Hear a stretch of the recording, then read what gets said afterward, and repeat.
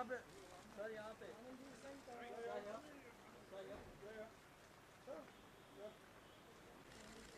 Right centre. My hands wet. Yeah, I know that. How sweet. Thank you very much. तो फिर क्या करें? एक दिन को पकड़ो इसका प्लान नहीं है।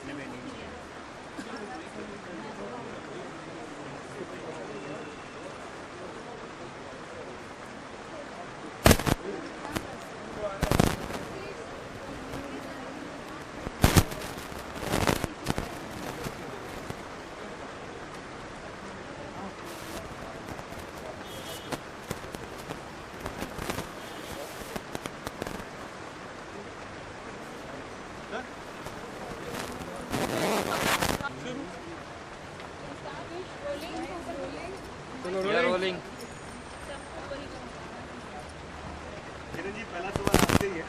जैसे कि आपने कहा कि ये लाइफ में एक ही बार मौका मिलता है इस तरह की फिल्में बनाने का, प्रेजेंट करने का, तो कैसा रहा वो एक्सपीरियंस उसके बारे में? और फिल्म को बहुत शानदार, जहाँ भी लोगों ने अप्रिशिएट किया, लोगों की डिमांड है कि फिल्म और दिखाई, क्या कहेंगे?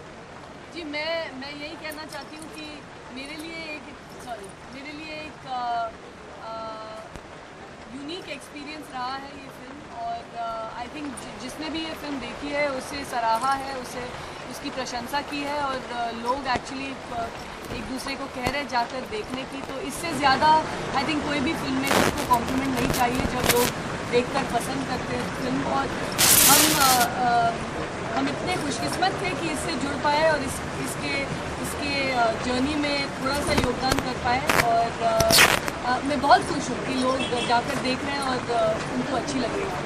किरण, आपने मेंशन किया था it's not as big as a commercial film like a Chennai Express और Dabangg. Have you taken a oath कि अब आप कमर्शियल फिल्में कभी बनाएंगी ही नहीं, या फिर ऐसी ऑफबीट फिल्म्स ही आप बनाएंगी? जी, आई थिंक हर एक फिल्म मेकर को वही सिनेमा बनानी या प्रमोट करनी चाहिए जो उनको अंदर से ठीक लगे और उनके जहन में बात कहीं एक तरह से बैठ जाए। तो मैं वही सिनेमा बना पाऊँगी जो मुझे अच्छी लगे। अभी ये कमर्शियल होगी या नहीं होगी वो तो मैं कह नहीं सकती। और हर एक फिल्म मेकर ये भी चाहेगा कि लोग आकर देखें और फिल्म कामयाब रहे। तो हम ये ज़रूर नहीं कहेंगे कि हम नॉन कमर्शियल फिल्म्स बनाना चाहते हैं। हम ज़रूर ये ऐसी फिल्में बनाना चाहते हैं जो वायबल हो, जो लोग देखना चाहें और जो एक तरह से रेलेवेंट हो।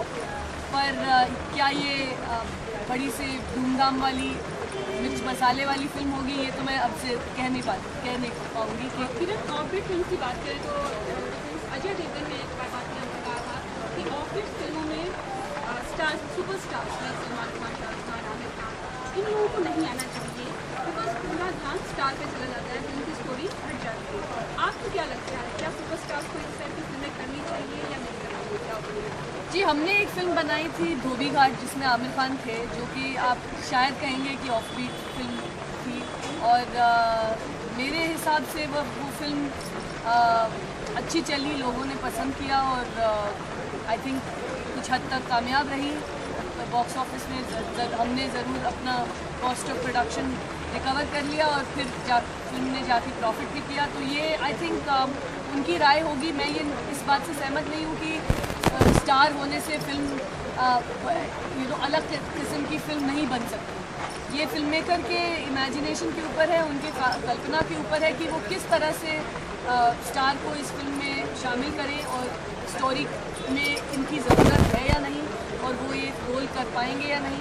तो उनका स्टार होने से कम मतलब है और उनके ये रोल करने में ज़्यादा मतलब है। तो मैं यही समझती हूँ कि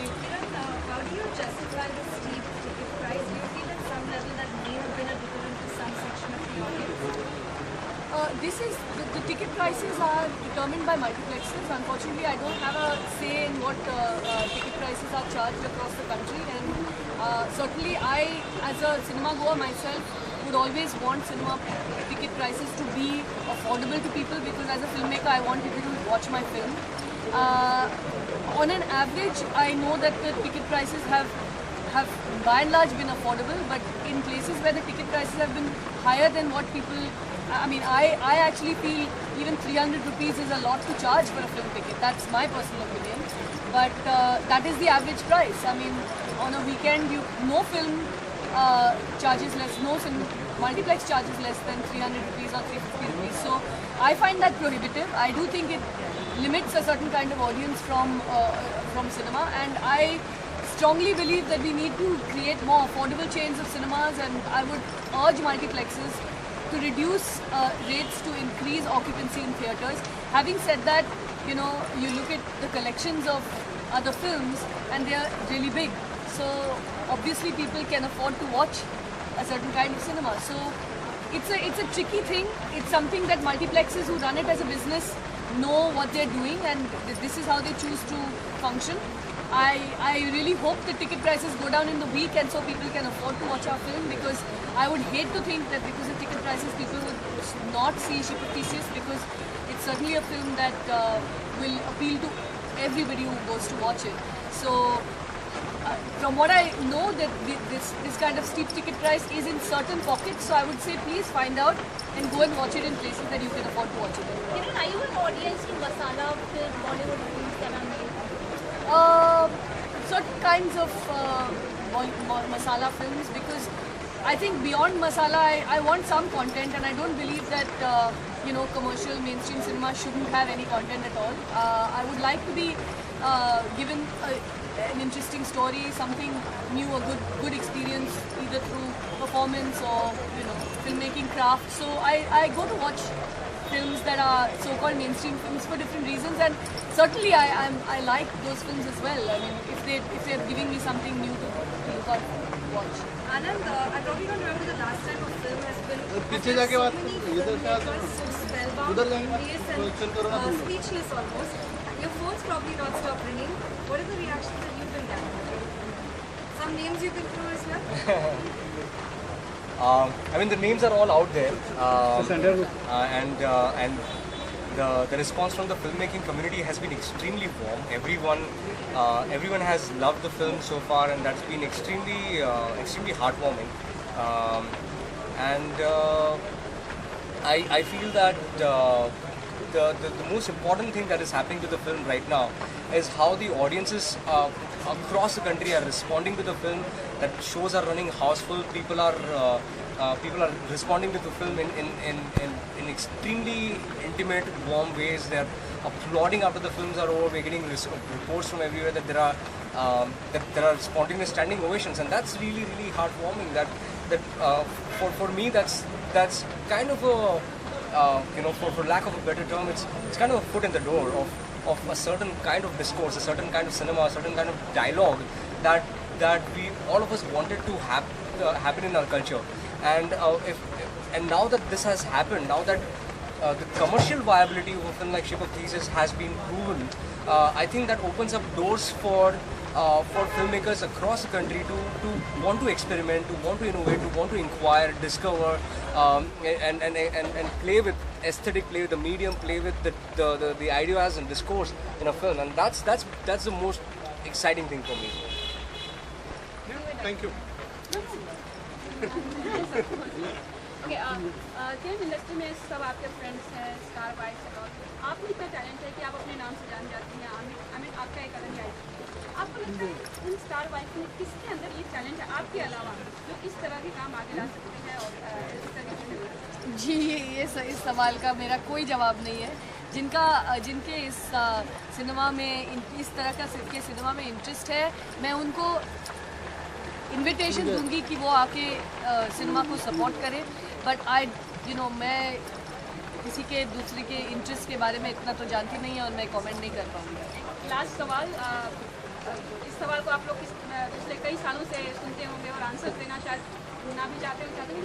शाहरुख और सलमान फाइनली एक दूसरे से मिले और चर्चा में है, दोस्ती हो गई, कुछ आप लोगों की बात हुई इस बारे में? तो बहुत क्लोज हैं आप इन लोगों। वो शिप ऑफ थीसिस की वजह से मिले, ट्वीट आया था। You saw the tweet? No. There's a tweet. Somebody tweeted saying Shah Rukh and Salman are now friends thanks to Ship of Theseus. The two trending things. Twitter पे दो चीजें trend हो रही थी. उसमें Ship of Theseus thanks to Ship of Theseus. तो ये Ship of Theseus की वजह से हो गया. थैंक यू किरण जी मेरा एक सवाल आपसे, आप लगान जैसे प्रोजेक्ट में आपका पार्ट रहा है शिप ऑफ थीसिस, आपने आपको लकी मानते हो कि इस तरह के प्रोजेक्ट आपके सामने आए? जी ज़रूर, मैं बहुत ही अपने आप को खुशकिस्मत मानती हूँ कि मुझे ऐसे मौके मिले हैं मेरे फिल्म मेकिंग और मेरी ज़िंदगी में कि मैं ऐसे लोगों से जुड़ पाई हूँ, आमिर से, आनंद से, अलग अलग टेक्नीशियन से, कि मेरी खुद की जो ग्रोथ है, मेरी खुद की जो जर्नी है वो और भी रिच और भी लेयर्ड हो गई है. तो मैं अपने आप को डेफिनेटली बहुत लकी मानती हूँ. Thank you Thank you very much.